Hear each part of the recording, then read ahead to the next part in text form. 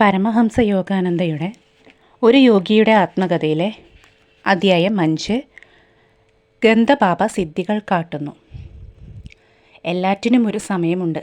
ആകാശത്തിന് കീഴിലുള്ള സകല കാര്യത്തിനും ഒരു കാലമുണ്ട്. എനിക്ക് എന്നെ സാന്ത്വനപ്പെടുത്താൻ സോളമൻ്റെ പരിപക്വമായ ജ്ഞാനം ഇല്ലായിരുന്നു. വീട്ടിന് വെളിയിൽ പോകുമ്പോഴെല്ലാം എനിക്ക് വിധിച്ച ഗുരുനാഥൻ്റെ മുഖം കണ്ടെത്താൻ ചുറ്റും ഞാൻ തിരയുന്ന കണ്ണുകളോടെ ഉറ്റുനോക്കിയിരുന്നു. എന്നാൽ ഹൈസ്കൂൾ വിദ്യാഭ്യാസം പൂർത്തിയാക്കുന്നതുവരെ എൻ്റെ വഴി അദ്ദേഹത്തിൻ്റെ വഴി മുറിച്ച് കടന്നില്ല. അമറിനോടൊപ്പം ഹിമാലയത്തിലേക്കുള്ള പലായനത്തിനും എൻ്റെ ജീവിതത്തിലേക്ക് ശ്രീ യുക്തേശ്വരൻ കടന്നു വന്ന മഹത്തായ ദിനത്തിനും ഇടയ്ക്ക് 2 വർഷം കടന്നുപോയി. ആ ഇടവേളയിൽ ഞാൻ അനേകം പുണ്യപുരുഷന്മാരെ, ഗന്ധബാബ, കടുവാസ്വാമികൾ, നാഗേന്ദ്രനാഥ ബാദുരി, മാസ്റ്റർ മഹാശയൻ, സുപ്രസിദ്ധ ബംഗാളി ശാസ്ത്രജ്ഞനായ ശ്രീ ജഗദീഷ് ചന്ദ്ര ബോസ് എന്നിവരെ കാണുകയുണ്ടായി. ഗന്ധബാബയുമുള്ള എൻ്റെ കൂടിക്കാഴ്ചയ്ക്ക് 2 ആമുഖങ്ങളുണ്ടായിരുന്നു. ഒന്ന് സമന്വയത്തിൻ്റെ, മറ്റേത് നർമ്മത്തിൻ്റെയും. ഈശ്വരൻ സാരള്യമാണ്, മറ്റെല്ലാം സങ്കീർണവും. ആപേക്ഷികമായ പ്രകൃതിയുടെ ലോകത്ത് കേവല മൂല്യങ്ങൾ തേടാതിരിക്കുക. ഒരു ക്ഷേത്രത്തിലെ കാളി വിഗ്രഹത്തിന് മുൻപിൽ നിശബ്ദനായി നിൽക്കുമ്പോൾ എൻ്റെ കാതുകളിൽ ഈ ആത്യന്തിക ദാർശനിക തത്വങ്ങൾ സൗമ്യമായി പ്രവേശിച്ചു. തിരിഞ്ഞു നോക്കിയപ്പോൾ ദീർഘകായനായ ഒരു മനുഷ്യനെ ഞാൻ കണ്ടു. അദ്ദേഹത്തിൻ്റെ വസ്ത്രം അഥവാ അതിൻ്റെ കുറവ് അദ്ദേഹം ഒരു അവധൂതനാണെന്ന് വെളിപ്പെടുത്തി. എൻ്റെ ചിന്തകളുടെ കുഴക്കുന്ന വ്യാകുലത അങ്ങ് തീർച്ചയായും കണ്ടെത്തിയിരിക്കുന്നു. ഞാൻ കൃതജ്ഞതാപൂർവം പുഞ്ചിരിച്ചു. കാളി പ്രതീകവൽക്കരിക്കുന്ന പ്രകൃതിയുടെ സൗമ്യവും ഭയങ്കരവുമായ ഭാവങ്ങൾ എന്നേക്കാൾ എത്രയോ ബുദ്ധിമാന്മാരായവരെ പോലും കുഴക്കിയിട്ടുണ്ട്. അവളുടെ രഹസ്യം കണ്ടെത്തിയവർ ചുരുങ്ങും. സ്വിങ്സിനെ പോലെ ജീവിതം ഓരോ മേധാശക്തിയുടെ മുന്നിലും വയ്ക്കുന്ന വെല്ലുവിളിക്കുന്ന കടങ്കഥയാണ് നന്മതിന്മകൾ. ഇതിനൊരു ഉത്തരം തേടാതെ മിക്ക മനുഷ്യരും തങ്ങളുടെ ജീവിതം പണയപ്പെടുത്തി നഷ്ടമാക്കുന്നു. തീപ്സിൻ്റെ കാലത്തെന്ന പോലെ ജീവിത നഷ്ടം തന്നെയാണ് ഇന്നും ഇതിനു പിഴ. എന്നാൽ അത്യപൂർവമായി അതികായനായ ഒരു ഏകാന്ത വ്യക്തി ഒരിക്കലും തോൽവി സമ്മതിക്കാതെ നിലകൊള്ളുന്നു. ദ്വൈതാവസ്ഥയുടെ മായയിൽ നിന്ന് അദ്ദേഹം ഏകതയുടെ അവിഛിന്ന സത്യം അടർത്തിയെടുക്കുന്നു. പ്രഭു, അങ്ങ് എത്ര ദൃഢവിശ്വാസത്തോടെയാണ് സംസാരിക്കുന്നത്. ഞാൻ ദീർഘകാലമായി സത്യസന്ധമായ ആത്മപരിശോധന ശീലിച്ചിട്ടുണ്ട്. അതാണല്ലോ ജ്ഞാനത്തിലേക്കുള്ള തീക്ഷ്ണമായ വേദനയുടെ വഴിത്താര. ആത്മപരിശോധന തൻ്റെ ചിന്തകളെ നിരന്തരം നിരീക്ഷിക്കുക കഠിനവും കിടിലം കൊള്ളിക്കുന്നതുമായ ഒരു അനുഭവമാണ്. ഏറ്റവും ശക്തമായ ഹന്തയെയും അത് തകർത്ത് തരിപ്പണമാക്കുന്നു. പക്ഷേ യഥാർത്ഥ ആത്മാപഗ്രഥനം ഗണിതത്തിൻ്റെ സൂക്ഷ്മതയോടെ ദാർശനികനെ സൃഷ്ടിക്കുന്നു. ആത്മാവിഷ്കാരത്തിൻ്റെ വഴി, അതായത് വ്യക്തിപരമായ അംഗീകാരം, സ്വാർത്ഥമതികളെ സൃഷ്ടിക്കുന്നു. ഈശ്വരനും പ്രപഞ്ചത്തിനും സ്വന്തം വ്യാഖ്യാനം നൽകുന്നതിനുള്ള അവരുടെ അവകാശത്തിൽ അവർക്ക് സംശയമില്ലാത്ത ഉറപ്പുണ്ട്. അത്തരം ധിക്കാരം നിറഞ്ഞ പുതുമയുടെ മുന്നിൽ സത്യം സംശയം വേണ്ട എളിമയോടെ പിൻവാങ്ങുന്നു. എനിക്ക് ചർച്ച രസകരമായി തോന്നി.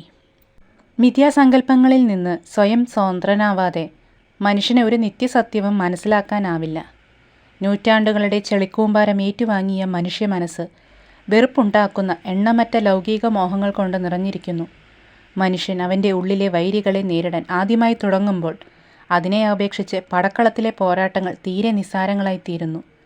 പീഡന സംവിധാനങ്ങളാൽ കയ്യൂക്കുകൊണ്ട് തോൽപ്പിക്കാനാവുന്ന വെറും മർത്യരല്ല ഈ ശത്രുക്കൾ. അജ്ഞാന മോഹങ്ങളുടെ ഈ പട്ടാളക്കാർ സർവസന്നിഹിതരും വിശ്രമരഹിതരും ഉറക്കത്തിൽ പോലും മനുഷ്യരെ പിന്തുടരുന്നവരും മാരകമായ ശാസ്ത്രാസ്ത്രങ്ങളാൽ സൂക്ഷ്മമായി നമ്മളെയെല്ലാം ഉന്മൂലനം വരുത്തുവാൻ ഇറങ്ങിത്തിരിച്ചവരുമാണ്. സർവ്വസാധാരണമായ ദുർവിധിക്ക് കീഴടങ്ങി തൻ്റെ ആദർശങ്ങളെ കുഴിച്ചു മൂടുന്ന മനുഷ്യൻ അവിവേകിയാണ്. അവനെ ഹീനനെന്നോ അസ്തപ്രജ്ഞനെന്നോ നിന്ദ്യനോ ആയല്ലാതെ കാണുന്നതെങ്ങനെ? ബഹുമാന്യനായ പ്രഭു, സംഭ്രാന്തരായ ബഹുജനങ്ങളോട് അങ്ങയ്ക്ക് സഹതാപമില്ലേ? ഒരു നിമിഷം ആ യോഗിവര്യൻ നിശബ്ദനായി. തുടർന്ന് നേരിട്ടൊരുത്തരം നൽകാതെ ഇങ്ങനെ പറഞ്ഞു. എല്ലാ നന്മകളുടെയും ഇരിപ്പിടവും അദൃശ്യനുമായ ഈശ്വരനെയും പ്രായേണ നന്മ തൊട്ട് തീണ്ടിയില്ലാത്ത ദൃശ്യനായ മനുഷ്യനെയും ഒപ്പം സ്നേഹിക്കുക പലപ്പോഴും കുഴക്കുന്ന കാര്യമാണ്. എന്നാൽ കുഴക്കുന്ന നൂലാമാലയ്ക്ക് കിടനിൽക്കുന്നതാണ് സവിശേഷ വൈഭവം. എല്ലാ മനുഷ്യ മനസ്സുകളുടെയും ഒരേ ഐക്യം സ്വാർത്ഥപരതയുടെ കരുത്തറ്റ സംബന്ധം മാത്രമാണെന്ന് ആന്തരികമായ പുനരന്വേഷണം വിളംബം വിന വെളിപ്പെടുത്തുന്നു. ഒരർത്ഥത്തിലെങ്കിലും മനുഷ്യൻ്റെ സാഹോദര്യം അങ്ങനെ വെളിവാക്കപ്പെട്ട് നിൽക്കുന്നു. എല്ലാവരെയും ഒരേ തട്ടിലാക്കുന്ന ഈ കണ്ടെത്തൽ ഒരു അമ്പരപ്പിക്കുന്ന എളിമയിലേക്ക് നയിക്കുന്നു. കണ്ടെത്തൽ കാത്തിരിക്കുന്ന ആത്മാവിൻ്റെ വിമോചകമായ പ്രഭാവങ്ങളെ അറിയാത്ത സഹജീവികളോടുള്ള ദയവായി ആ എളിമ പരിപക്വമാകുന്നു. എക്കാലത്തെയും ഋഷീശ്വരന്മാർ ലോകത്തിൻ്റെ ദുഃഖങ്ങളെപ്പറ്റി അങ്ങേയെപ്പോലെ തന്നെ വേദനിച്ചിട്ടുള്ളവരാണ്. സങ്കുചിതമായ സ്വന്തം ദുഃഖങ്ങളിൽ മുഴുകിയ അല്പജ്ഞനായ ഒരു മനുഷ്യന് മാത്രമേ മറ്റുള്ളവരുടെ ദുരിതങ്ങളോടുള്ള പ്രതികരണശേഷി നഷ്ടപ്പെടുന്നുള്ളൂ. ആ സാധുവിൻ്റെ മുഖത്തെ ഗൗരവത്തിന് പ്രകടമായ അയവ് വന്നു. സ്വയം വിമർശനമെന്ന ശസ്ത്രക്രിയ ചെയ്യുന്ന ഒരുവൻ സാർവലൗകികമായ ദയാവായ്പിൻ്റെ വികാസം അറിയുന്നു. അഹന്തയുടെ ബധിരമാകുന്ന നിർബന്ധങ്ങളിൽ നിന്ന് അവന് മോചനം ലഭിക്കുന്നു. ഈശ്വരപ്രേമം അത്തരം മണ്ണിൽ പൂവിടുന്നു. പ്രത്യേകിച്ചൊരു കാരണം കൊണ്ടല്ല എങ്കിലും ഒടുവിൽ എന്തിന് പ്രഭോ, എന്തിന് എന്ന് കടുത്ത ഹൃദയവേദയോടെ ആരായാനെങ്കിലും സൃഷ്ടി തൻ്റെ സൃഷ്ടാവിലേക്ക് തിരിയുന്നു. വേദനയുടെ ഹീനമായ ചാട്ടവാറടിയേറ്റ മനുഷ്യൻ ആ അനന്തമായ സന്നിധിയിലേക്ക് ആത്യന്തികമായി തുരത്തപ്പെടുന്നു. ആ മനോഹാരിത മാത്രമേ അവനെ ഇനി പ്രലോഭിപ്പിക്കാവൂ. ആ ദിവ്യദേഹവും ഞാനും സന്നിഹിതരായിരുന്നത് കൊൽക്കത്തയിലെ കാളിക്ഷേത്രത്തിലായിരുന്നു. അതിൻ്റെ പ്രൗഢമായ സൗന്ദര്യം ദർശിക്കാൻ പോയതായിരുന്നു ഞാൻ. ആലങ്കാരിക മോടിയിൽ കാര്യമൊന്നുമില്ല എന്ന അർത്ഥത്തിൽ എൻ്റെ യാദൃച്ഛിക സഹചാരി കൈവീശി. ചുടുകട്ടയും കുമ്മായവും നമ്മോട് കേൾക്കാവുന്ന ഈണമൊന്നും പാടുന്നില്ല. ഹൃദയം സ്വയം തുറക്കുന്നത് അസ്തിത്വത്തിൻ്റെ മാനവിക മന്ത്രധ്വനി കേൾക്കുമ്പോഴാണ്. പ്രവേശന ദ്വാരത്തിലെ മാടി വിളിക്കുന്ന സൂര്യപ്രകാശത്തിലേക്ക് ഞങ്ങൾ നടന്നു നീങ്ങി. പോകയും വരികയും ചെയ്തുകൊണ്ടിരുന്ന ഭക്തജനങ്ങളുടെ തിരക്കായിരുന്നു അവിടെ. നീ ചെറുപ്പമാണ്. എന്തോ ആലോചിച്ചുകൊണ്ട് ആ ദിവ്യദേഹം എന്നെ ശ്രദ്ധിച്ചു നോക്കി. ഭാരതവും ചെറുപ്പമാണ്. പൗരാണിക ഋഷീശ്വരന്മാർ തുടച്ചു മാറ്റാനാവാത്ത ആധ്യാത്മിക ജീവിതചര്യകൾ സ്ഥാപിച്ചു. കാലപ്പഴക്കത്തിൽ നിറമങ്ങിയവയെങ്കിലും അവരുടെ മഹത്വചനങ്ങൾ ഇന്നും എന്നും ഈ നാടിന് മതിയാകും. ലൗകികതയുടെയും ഭൗതികവാദത്തിൻ്റെയും കുടിലതകൾക്കെതിരെ പിടിച്ചു നിൽക്കാൻ പോരുന്ന മികവുകൾ കൈമുതലായുള്ള പഴഞ്ചനല്ലാത്ത ഈ അനുശാസന തത്വങ്ങൾ ഭാരതത്തെ ഇന്നും കരുപിടിപ്പിക്കുന്നു. കണക്കാക്കാൻ കഴിയാത്ത കണക്കുകൂട്ടി ഏറെ വലഞ്ഞു വശായ പണ്ഡിതന്മാർ കൈയൊഴിഞ്ഞത്രേ. സഹസ്രാബ്ദങ്ങൾ കൊണ്ട് സംശയാലുവായ കാലം വേദങ്ങളുടെ മൂല്യം സാധൂകരിച്ചു കഴിഞ്ഞിരിക്കുന്നു. അതാണ് നിന്റെ പൈതൃകമെന്ന് ധരിക്കുക. വാചാലനായ ആ പുണ്യാത്മാവിനോട് ആദരവോടെ ഞാൻ വിട പറയുമ്പോൾ അദ്ദേഹം ഒരു ദീർഘദർശനം നടത്തി. ഇന്ന് ഇവിടെ നിന്ന് പോയിക്കഴിഞ്ഞ് നിനക്ക് അസാധാരണമായ ഒരു അനുഭവം ഉണ്ടാകും. ക്ഷേത്ര പരിസരങ്ങൾ വിട്ട് ഞാൻ എങ്ങോട്ടെന്നില്ലാതെ നടന്നു. ഒരു മൂല തിരിഞ്ഞപ്പോൾ പഴയ ഒരു സുഹൃത്തിനെ കണ്ടുമുട്ടി. അവൻ്റെ സംഭാഷണ ചാതുരി സമയത്തെ അവഗണിച്ച് അനന്തതയെ പുൽകുന്നതായിരുന്നു. നാം പിരിഞ്ഞതിന് ശേഷമുള്ള വർഷങ്ങളിലെ കഥകളെല്ലാം പറയാമെങ്കിൽ ഞാൻ നിന്നെ ഉടനെ വിട്ടേക്കാം, അവൻ വാക്കു തന്നു. എന്തൊരു വൈരുദ്ധ്യം! എനിക്ക് ഉടനെ തന്നെ പോണം. പക്ഷേ എന്നെ കൈകൊണ്ട് പിടിച്ചു നിർത്തി അവൻ എന്നിൽ നിന്ന് ചില ചില്ലറ വിവരങ്ങളെല്ലാം ചോർത്തിയെടുത്തു. ഇവൻ ആർത്തി പെരുത്തൊരു ചെന്നായിയെ പോലെയാണല്ലോ എന്ന് ഞാൻ തമാശയായി വിചാരിച്ചു. കൂടുതൽ ഞാൻ സംസാരിക്കും തോറും കൂടുതൽ വിശേഷങ്ങൾക്കായി അവൻ ആർത്തിയോടെ തിരഞ്ഞു. മാന്യമായ ഒരു രക്ഷാമാർഗം കാട്ടണമേ എന്ന് ഞാൻ കാളിമാതാവിനോട് മനസ്സാ അപേക്ഷിച്ചു. എൻ്റെ സ്നേഹിതൻ പൊടുന്നനെ സ്ഥലം വിട്ടു. ഞാൻ ആശ്വാസത്തോടെ ദീർഘമായി നിശ്വസിച്ചു. വായാടിത്തത്തിൻ്റെ ജ്വരം വീണ്ടും എന്നെ ബാധിക്കുമോ എന്ന് ഭയന്ന് ഞാൻ എൻ്റെ വേഗത ഇരട്ടിയാക്കി. എൻ്റെ പിന്നിൽ ദ്രുതഗതിയിലുള്ള കാൽപ്പെരുമാറ്റം കേട്ട് ഞാൻ വേഗത കൂട്ടി. തിരിഞ്ഞു നോക്കാൻ ഞാൻ ധൈര്യപ്പെട്ടില്ല. പക്ഷേ ഒറ്റ കുതിക്കെ ആ യുവാവ് ഒപ്പമെത്തി ആഹ്ലാദത്തോടെ എൻ്റെ തോളിൽ പിടിച്ചു. ഞാൻ ഗന്ധബാബയെപ്പറ്റി നിന്നോട് പറയാൻ വിട്ടുപോയി. അദ്ദേഹം അതാ ആ വസതി പാവനമാക്കുന്നു. ഏതാനും വാരാകലെയുള്ള ഒരു വീട് അവൻ ചൂണ്ടിക്കാട്ടി. അദ്ദേഹത്തെ തീർച്ചയായും കാണുക. അദ്ദേഹം നിന്റെ താല്പര്യം ഉണർത്തും. നിനക്ക് അസാധാരണമായ ഒരു അനുഭവം ഉണ്ടായേക്കാം. ശരി, ഞാൻ പോകട്ടെ. അങ്ങനെ അവൻ യഥാർത്ഥത്തിൽ എന്നെ വിട്ടൊഴിഞ്ഞു. കാളികാട്ട് ക്ഷേത്രത്തിൽ കണ്ട സിദ്ധൻ്റെ ഏറെക്കുറെ ഇതേ വാക്കുകളിലുള്ള പ്രവചനം എൻ്റെ മനസ്സിൽ തെളിഞ്ഞു. വിസ്മയത്തോടെ ഞാൻ ആ വീട്ടിൽ പ്രവേശിച്ചു. ഒരു വിശാലമായ മുറിയിലേക്ക് ഞാൻ ആനയിക്കപ്പെട്ടു.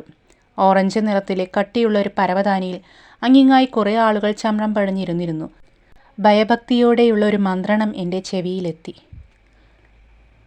പുലിത്തോലിലിരിക്കുന്ന ഗന്ധബാബയെ നോക്കൂ. മണമില്ലാത്ത പൂവിന് ഏതൊരു പൂവിൻ്റെയും സ്വാഭാവിക സുഗന്ധം നൽകാനോ വാടിക്കരിഞ്ഞ പൂവിന് പുതുജീവൻ നൽകാനോ ഒരാളുടെ തൊലിപ്പുറത്തു നിന്നും ആനന്ദകരമായ പരിമളം ഉദ്ഗമിപ്പിക്കാനോ അദ്ദേഹത്തിന് കഴിയും. ഞാൻ നേരെ ആ സിദ്ധനെ നോക്കി. പെട്ടെന്ന് അദ്ദേഹത്തിൻ്റെ ദൃഷ്ടി എന്നിൽ പതിഞ്ഞു വന്നു. കറുത്ത് തടിച്ച താടിയുമുള്ള അദ്ദേഹത്തിന് വിടർന്നു തിളങ്ങുന്ന കണ്ണുകളുണ്ടായിരുന്നു. മകനെ, നിന്നെ കണ്ടതിൽ എനിക്ക് സന്തോഷമുണ്ട്. നിനക്ക് എന്തു വേണമെന്ന് പറയൂ. ഏതെങ്കിലും പരിമളം നിനക്ക് വേണോ? എന്തിന്? അദ്ദേഹത്തിൻ്റെ ചോദ്യം ഏറെ ബാലിശമായി എനിക്ക് തോന്നി. സുഗന്ധങ്ങൾ ആസ്വദിക്കുന്നതിൻ്റെ വിസ്മയമായ രീതി അനുഭവിച്ചറിയാൻ. ഈശ്വരനെ കരുവാക്കി മണങ്ങൾ ഉണ്ടാക്കുകയോ? അതിനെന്താ, ഈശ്വരൻ ഏതായാലും സുഗന്ധങ്ങൾ ഉണ്ടാക്കുന്നുണ്ടല്ലോ. ഉണ്ട്, പക്ഷേ പുതുമ നഷ്ടപ്പെടാതെ ഉപയോഗിക്കാനും പഴയത് ഉപേക്ഷിക്കാനും ലോല പുഷ്പദള കലശങ്ങൾ അദ്ദേഹം രൂപപ്പെടുത്തിയിരിക്കുന്നു. അങ്ങയ്ക്ക് പൂക്കൾ ആവിർഭവിപ്പിക്കാനാവുമോ? ആകാം, പക്ഷേ ഞാൻ സാധാരണയായി സുഗന്ധങ്ങളാണ് സൃഷ്ടിക്കാറ് കൊച്ചു ചങ്ങാതി. എങ്കിൽ പരിമള വ്യവസായശാലകൾ അടച്ചുപൂട്ടേണ്ടി വരും. അവയുടെ തൊഴിൽ വെച്ചു പുലർത്താൻ ഞാൻ അനുവദിക്കും. എൻ്റെ സ്വന്തം ഉദ്ദേശ്യം ഈശ്വരൻ്റെ ശക്തി വെളിവാക്കുക എന്നതാണ്. പ്രഭു, ഈശ്വരനെ തെളിയിക്കേണ്ടതുണ്ടോ? അദ്ദേഹം എല്ലാറ്റിലും എല്ലായിടത്തും അത്ഭുതങ്ങളല്ലേ കാട്ടുന്നത്? അതെ, പക്ഷേ അദ്ദേഹത്തിൻ്റെ അനന്തമായ സൃഷ്ടിപരതയുടെ വൈവിധ്യം കുറേ നാമം കാട്ടണം. എത്ര കാലം കൊണ്ടാണ് അങ്ങ് ഈ കല വശമാക്കിയത്? 12 കൊല്ലം. സൂക്ഷ്മമാർഗങ്ങളിലൂടെ പരിമളങ്ങൾ നിർമ്മിക്കാൻ ഏതാനും രൂപയ്ക്ക് ഒരു പൂക്കടയിൽ നിന്ന് ലഭിക്കുന്ന സുഗന്ധദ്രവ്യങ്ങൾക്കു വേണ്ടി അഭിവന്ദ്യ ദിവ്യാത്മാവെ അങ്ങൊരു വ്യാഴവട്ടക്കാലം പാഴാക്കുകയായിരുന്നുവെന്ന് തോന്നുന്നു. പരിമളങ്ങൾ പൂക്കളോടൊപ്പം മായുന്നു. പരിമളങ്ങൾ മരണത്തോടെ മായുന്നു. ശരീരത്തെ മാത്രം രസിപ്പിക്കുന്ന ഒന്ന് ഞാൻ എന്തിനാഗ്രഹിക്കണം? മിസ്റ്റർ ദാർശനികൻ, നീ എൻ്റെ മനസ്സിനെ സന്തോഷിപ്പിക്കുന്നു. ആട്ടെ, നിന്റെ വലതു കൈ നീട്ടുക. അദ്ദേഹം അനുഗ്രഹാശിസിൻ്റെ ഒരു ആംഗ്യം കാട്ടി. ഞാൻ ഗന്ധബാബയുടെ അരികിൽ നിന്ന് ഏതാനും അടി അകലെയായിരുന്നു. എൻ്റെ ശരീരത്തിൽ സ്പർശിക്കത്തക്കവണ്ണം മറ്റാരും അടുത്തില്ലായിരുന്നു. ഞാൻ കൈനീട്ടി. അതിൽ ആ യോഗി തൊടുകയുണ്ടായില്ല. എന്ത് സുഗന്ധമാണ് നിനക്ക് വേണ്ടത്? റോസ്. അങ്ങനെയാകട്ടെ. അത്യത്ഭുതമെന്ന് പറയട്ടെ, എൻ്റെ ഉള്ളം കൈയിൽ നിന്ന് പനിനീർ പൂവിൻ്റെ മനം മയക്കുന്ന സുഗന്ധം ശക്തിയായി പരന്നു. അടുത്തിരുന്ന പൂത്തട്ടത്തിൽ നിന്ന് മണമില്ലാത്ത വലിയ വെളുത്ത പൂവ് ഞാൻ പുഞ്ചിരിയോടെ കയ്യിലെടുത്തു. മണമില്ലാത്ത ഈ പൂവിന് മുല്ലപ്പൂ മണം നൽകാൻ കഴിയുമോ? അങ്ങനെയാകട്ടെ. ആ ദലങ്ങളിൽ നിന്ന് മുല്ലപ്പൂവിൻ്റെ പരിമളം ഉടനെ തന്നെ പുറത്തു വന്നു. ഞാൻ ഈ അത്ഭുത സ്രഷ്ടാവിനെ നന്ദി പറഞ്ഞുകൊണ്ട് അദ്ദേഹത്തിൻ്റെ ഒരു ശിഷ്യൻ്റെ അടുത്തു ചെന്നിരുന്നു. സ്വാമി വിശുദ്ധാനന്ദൻ എന്ന ഗന്ധബാബ ടിബറ്റിലെ ഒരു ആചാര്യനിൽ നിന്ന് നിരവധി യോഗരഹസ്യങ്ങൾ വശമാക്കിയിട്ടുണ്ടെന്ന് അയാൾ പറഞ്ഞു. ആ ടിബറ്റൻ യോഗിക്ക് 1000-ലധികം വയസ്സുണ്ടായിരുന്നുവെന്ന് അയാൾ ഉറപ്പിച്ചു പറഞ്ഞു. അദ്ദേഹത്തിൻ്റെ ശിഷ്യനായ ഗന്ധബാബ ഇപ്പോൾ നിങ്ങൾ കണ്ട മാതിരി ലളിതമായ വാചിക രീതിയിലല്ല തൻ്റെ സുഗന്ധസിദ്ധികൾ പലപ്പോഴും കാട്ടുക. ഗുരുവിലുള്ള പ്രകടമായ മതിപ്പോടെയാണ് ശിഷ്യൻ പറഞ്ഞത്. സ്വാഭാവിക വൈവിധ്യങ്ങൾക്ക് യോജിക്കും വണ്ണം അദ്ദേഹത്തിൻ്റെ മാർഗങ്ങൾ ഏറെ വ്യത്യാസപ്പെടാറുണ്ട്. അദ്ദേഹം തീർത്തും ഒരത്ഭുതമാണ്. കൊൽക്കത്തയിലെ ബുദ്ധിജീവികളിൽ നിരവധി പേർ അദ്ദേഹത്തിൻ്റെ അനുയായികളാണ്. അക്കൂട്ടത്തിൽ ഒരാളാകേണ്ടതല്ലെന്ന് ഞാൻ മനസ്സാകെ തീരുമാനിച്ചു. അക്ഷരാർത്ഥത്തിൽ തീർത്തും ഒരത്ഭുതമായ ഗുരുവിനെ എനിക്ക് അത്ര ഇഷ്ടമായിരുന്നില്ല. ആദരവോടെ ഗന്ധബാബയ്ക്ക് നന്ദി പറഞ്ഞ് ഞാൻ യാത്രയായി. വീട്ടിലേക്ക് സാവകാശം നടക്കുമ്പോൾ അന്നത്തെ വൈവിധ്യമാർന്ന 3 കൂടിക്കാഴ്ചകളെപ്പറ്റി ഞാൻ ചിന്തിച്ചു. ഞാൻ വാതിൽ കടന്നപ്പോൾ എൻ്റെ സഹോദരി ഉമ എന്നെ എതിരേറ്റു. അല്ല, നീ സുഗന്ധദ്രവ്യങ്ങളൊക്കെ ഉപയോഗിച്ച് ഒരുമാതിരി പരിഷ്കാരിയായി വരികയാണ്. എൻ്റെ കൈവള മണത്തു നോക്കാൻ ഒന്നും പറയാതെ ഞാൻ ആംഗ്യം കാട്ടി. എന്തൊരു മനോഹരമായ റോസാപ്പൂ മണം! ഇത് അസാധാരണമായ രീതിയിൽ ശക്തമാണല്ലോ. ശക്തമായ രീതിയിൽ അസാധാരണം എന്ന് വിചാരിച്ച് സൂക്ഷ്മ സൗരഭ്യം ലഭിച്ച പൂവ് മിണ്ടാതെ ഞാൻ ചേച്ചിയുടെ മൂക്കിന് താഴെ പിടിപ്പിച്ചു. ഓ മുല്ല, എനിക്കെന്തിഷ്ടമാണ്! ചേച്ചി എന്നിൽ നിന്ന് പൂ പിടിച്ചു വാങ്ങി. മണമില്ലെന്ന് തനിക്ക് നന്നേ അറിയാമായിരുന്ന ആ ഇനം പൂവിൽ നിന്ന് ചേച്ചി മുല്ലപ്പൂ മണം വീണ്ടും വീണ്ടും ആസ്വദിച്ചപ്പോൾ ചിരിപ്പിക്കുന്ന അമ്പരപ്പ് ആ മുഖത്ത് പ്രതിഫലിച്ചു. എനിക്ക് മാത്രം സുഗന്ധം അനുഭവപ്പെടുന്ന ഒരു മാനസികാവസ്ഥ ഗന്ധബാബ എന്നിൽ ഉണ്ടാക്കിയിരിക്കാമെന്ന എൻ്റെ സംശയം ചേച്ചിയുടെ പ്രതികരണങ്ങൾ ദൂരീകരിച്ചു. ഗന്ധബാബയ്ക്ക് മറ്റൊരു സിദ്ധി കൂടി ഉണ്ടായിരുന്നുവെന്ന് അളകാനന്ദൻ എന്ന സ്നേഹിതനിൽ നിന്ന് പിന്നീട് ഞാൻ കേട്ടു. അത് ലോകത്തിലെ പട്ടിണിക്കാരായ ജനകോടികൾക്കുണ്ടായിരുന്നെങ്കിലെന്ന് ഞാൻ ആശിച്ചു. ഞാനും വേറെ ഒരു 100 അതിഥികളും ഗന്ധബാബയുടെ ബർദ്വാൻ വസതിയിൽ സന്നിഹിതരായിരുന്നു. അളകാനന്ദൻ എന്നോട് പറഞ്ഞു.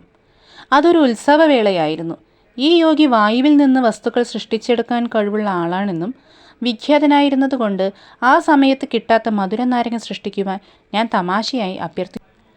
എല്ലാ വാഴയിലയിലും വിളമ്പിയിരുന്ന ലൂച്ചി എന്നുവെച്ചാൽ ഒരു തരം പൂരി ഉടനെ ഉരുണ്ട് വീർത്തു. ഓരോ അപ്പത്തിനുമുള്ളിൽ തൊലി കളഞ്ഞ ഒരു മധുരനാരങ്ങയുണ്ടായിരുന്നു. അല്പം ആശങ്കയോടെ ഞാൻ എൻ്റെ നാരങ്ങയിൽ കടിച്ചു. പക്ഷെ അത് ഏറ്റവും സ്വാദിഷ്ടമായിരുന്നു. ഗന്ധബാബ ഈ അത്ഭുതങ്ങൾ എങ്ങനെ കാട്ടിയെന്ന് വർഷങ്ങൾക്ക് ശേഷം ആത്മസാക്ഷാത്കാരം കൊണ്ട് ഞാൻ മനസ്സിലാക്കി. കഷ്ടം, ലോകത്തിലെ പട്ടിണിപ്പാവങ്ങളായ ജനസമൂഹങ്ങൾക്ക് ഈ വിദ്യ അപ്രാപ്യമാണ്. മനുഷ്യൻ പ്രതികരിക്കുന്ന സ്പർശനം, ദർശനം, രസനം, ശ്രാവണം, ഘ്രാണം എന്നീ ഇന്ദ്രിയ പ്രേരണകളെ സൃഷ്ടിക്കുന്നത് ഇലക്ട്രോണുകളുടെയും പ്രോട്ടോണുകളുടെയും സ്പന്ദന വ്യതിയാനങ്ങളാണ്. ഈ സ്പന്ദനങ്ങളെയാകട്ടെ ക്രമീകരിക്കുന്നത് പ്രാണനാണ്. അതായത് പരമാണുവിനേക്കാളും സൂക്ഷ്മതരമായ ജീവരേണുക്കൾ, ഊർജതനുക്കൾ ആണ്. ഇവ സ്വയം പ്രജ്ഞയുള്ള പഞ്ചേന്ദ്രിയാധാരമായ ആശയസങ്കല്പസാരം കുടികൊള്ളുന്നവയാണ്. ചില യോഗാചരണങ്ങൾ കൊണ്ട് ഈ പ്രാണശക്തിയിൽ സ്വയം പൊരുത്തം വരുത്തി ജീവതനുക്കളെ നിയന്ത്രിച്ച് അവയുടെ സ്പന്ദനഘടന പുനഃക്രമീകരിച്ച് ഉദ്ദേശിക്കുന്ന ഫലം വസ്തുനിഷ്ഠമാക്കുവാൻ ഗന്ധബാബയ്ക്ക് കഴിയുമായിരുന്നു. അദ്ദേഹം സൃഷ്ടിച്ച സുഗന്ധവും പഴങ്ങളും മറ്റത്ഭുതങ്ങളും ഭൗമിക സ്പന്ദനങ്ങളുടെ യഥാർത്ഥമായ ആവിഷ്കാരമായിരുന്നു, അല്ലാതെ മയക്കുവിദ്യ കൊണ്ട് സൃഷ്ടിച്ച ആന്തരിക അനുഭൂതി വിശേഷങ്ങളായിരുന്നില്ല. ക്ലോറോഫോമിൻ്റെ പ്രയോഗം അപകടകരമാവുന്ന ആളുകളിൽ ഒരു ബോധനിരോധക വസ്തു എന്ന നിലയിൽ ഭിഷഗ്വരന്മാർ ലഘു ശസ്ത്രക്രിയയ്ക്ക് നിദ്രാധീന വശീകരണം അഥവാ ഹിപ്നോട്ടിസം ഉപയോഗിച്ചിട്ടുണ്ട്. നിദ്രയിലെ ഈ മോഹാവസ്ഥ കൂടെ കൂടെ അതിന് വിധേയമാകുന്നവർക്ക് ദോഷകരമാണ്. മനഃശാസ്ത്രപരമായി വിനാശകരമായ ഒരു ഫലം ഉണ്ടാവുകയും കാലക്രമത്തിൽ മസ്തിഷ്ക കോശങ്ങൾ താറുമാറാവുകയും ചെയ്യുന്നു. മറ്റൊരാളുടെ ബോധമേഖലയിലേക്കുള്ള കടന്നുകയറ്റമാണ് ഹിപ്നോട്ടിസം. ഇതിൻ്റെ താൽക്കാലിക പ്രതിഭാസങ്ങൾക്ക് ഈശ്വര സാക്ഷാത്കാരം ലഭിച്ച സിദ്ധന്മാരുടെ ദിവ്യാത്ഭുതങ്ങളുമായി യാതൊരു സാമ്യവുമില്ല. ഈശ്വരനിൽ ഉണർന്ന യഥാർത്ഥ താപസേന്ദ്രന്മാർ പ്രപഞ്ചസ്രഷ്ടാവെന്ന സ്വപ്നാടകനോട് സമരസമായി സമ്മേളിച്ച ഒരു ഇച്ഛാശക്തി കൊണ്ട് ഈ സ്വപ്നലോകത്ത് വ്യതിയാനങ്ങൾ വരുത്തുന്നു. ഗന്ധബാബ കാട്ടിയ രീതിയിലുള്ള അത്ഭുത സിദ്ധികൾ പകിട്ടേറിയതാണെങ്കിലും അവ ആധ്യാത്മികമായി പ്രയോജനരഹിതമാണ്. വിനോദമെന്നതിൽ കവിഞ്ഞ ഒരു ഉദ്ദേശ്യവും നിറവേറ്റാത്ത അവ ഗൗരവമായി ഈശ്വരാന്വേഷണത്തിൻ്റെ പാതയിൽ നിന്നുള്ള വ്യതിചലനമാണ്. അസാധാരണമായ അത്ഭുതശക്തികൾ കാഴ്ചയ്ക്കായി കാട്ടിക്കൂട്ടുന്നത് ശരിയല്ലെന്ന് ആചാര്യന്മാർ വിലക്കിയിട്ടുണ്ട്. ജലം, വായു, ആകാശം എന്നിവയുടെ മേൽ തങ്ങൾക്കുള്ള അത്ഭുതശക്തിയിൽ അഹങ്കരിച്ചിരുന്ന ചില മുസ്ലിം ഫക്കീറന്മാരെ അബു സയ്യിദ് എന്ന പേർഷ്യൻ ദാർശനികൻ ഒരിക്കൽ പരിഹസിച്ചു പറഞ്ഞു. ഒരു തവളയ്ക്കും വെള്ളത്തിൽ സർവ്വസ്വാതന്ത്ര്യമുണ്ട്. സൗമ്യമായ പരിഹാസത്തോടെ അബു സയ്യിദ് ചൂണ്ടിക്കാട്ടി. കാക്കയും കഴുകനും വായുവിൽ അനായാസമായി പറക്കുന്നു. പിശാച് പൗരസ്ത്യ ദിക്കിലും പാശ്ചാത്യ ദിക്കിലും ഒരേ സമയത്തുണ്ട്. സഹജീവികളുടെ ഇടയിൽ ധർമ്മത്തിൽ അധിഷ്ഠിതമായി ജീവിക്കുന്നവൻ ആരോ അവനാണ് യഥാർത്ഥ മനുഷ്യൻ. അവൻ ജീവിത വ്യാപാരങ്ങളിൽ മുഴുകിയേക്കാം, എന്നാലും ഒരു നിമിഷം പോലും ഈശ്വരനെ മറക്കുന്നില്ല. മഹാനായ ആ പേർഷ്യൻ ഗുരു മതാധിഷ്ഠിതമായ ജീവിതത്തെപ്പറ്റി മറ്റൊരിക്കൽ ഇങ്ങനെ പറഞ്ഞു: നിന്റെ തലയിലിരിക്കുന്ന സ്വാർത്ഥമോഹങ്ങൾ അമിതമായ ഉത്കർഷേച്ഛയും വെടിയുക. കയ്യിലുള്ളത് സ്വതന്ത്രമായി നൽകുക. തിക്താനുഭവങ്ങളുടെ തിരിച്ചടികളിൽ ഒരിക്കലും പതറാതിരിക്കുക. കാളിഘാട്ട് ക്ഷേത്രത്തിലെ നിഷ്പക്ഷനായ ദിവ്യനോ ടിബറ്റിൽ പരിശീലനം സിദ്ധിച്ച യോഗിയോ ഗുരുവിനെ കണ്ടെത്താനുള്ള എൻ്റെ അഭിവാഞ്ഛയെ തൃപ്തിപ്പെടുത്തിയില്ല. അതിൻ്റേതായ തിരിച്ചറിവുകൾക്ക് ഒരു ശിക്ഷകനെന്ന എൻ്റെ ഹൃദയത്തിന് ആവശ്യമില്ലായിരുന്നു. അപൂർവമായി അതിൻ്റെ നിശബ്ദതയിൽ നിന്ന് എൻ്റെ ഹൃദയം വിളിച്ചുണർത്തപ്പെടാറുണ്ടായിരുന്നുള്ളൂ. അതിനാൽ താനേ അത് ഒരു ഉശിരൻ ജയഭേരി മുഴക്കി. പിന്നീട് എൻ്റെ ഗുരുവിനെ ആത്യന്തികമായി ഞാൻ കണ്ടുമുട്ടിയപ്പോൾ മാതൃയുടെ മഹനീയത കൊണ്ട് മാത്രം അദ്ദേഹം ഒരു യഥാർത്ഥ മനുഷ്യൻ്റെ മഹിമ എന്നെ പഠിപ്പിച്ചു. നന്ദി, സ്നേഹം.